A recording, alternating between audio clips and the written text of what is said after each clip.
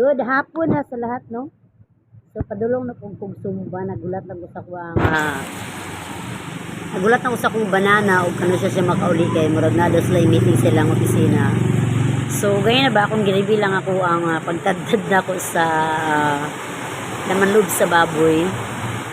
Siguro mga cut 4, naka take 4 ko.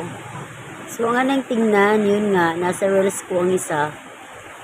Napaka-bold pala tingnan, no? Pero, ganun pa man, maganda na rin ako. Dahil, kaya pala nating maging artista sa ating creation. So, nagandahan talaga ako. Kaya, nag-post ako sa reels, ganun yun, may slow-mo doon. At talagang ako curious ako kung yung mga ibang nanay ba na mukha yung tingin niya sa akin. So, explain ko lang, for content lang yun. Alam mo namang namimili tayo, naghahanap tayo ng views, diba?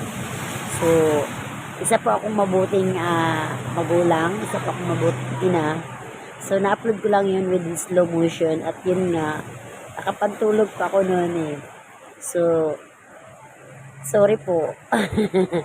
Kasi ako po, nadidiringan ako eh. Sobrang daring kasi naka-nighties ko eh. At yun nga, nagtadtad ko laman loob. Pero sa mga followers ko, ako isang good mother po ako at isa po akong mulirang ina. Mabait po ako. Yun nga eh, dahil dun sa video natin na magkakaroon tayo ng views, in-upload ko yun at may naman tayo sa asawa natin, nalanghid naman po ko.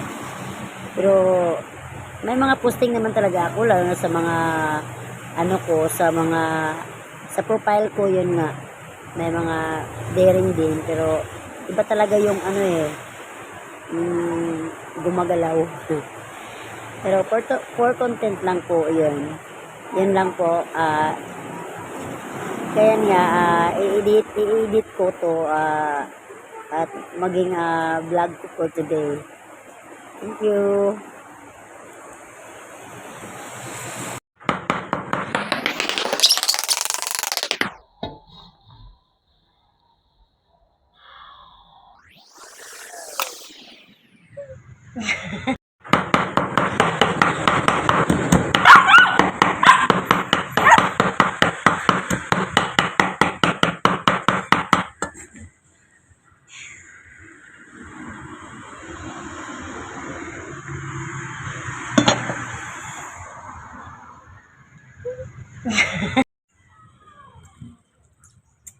Save day na siya.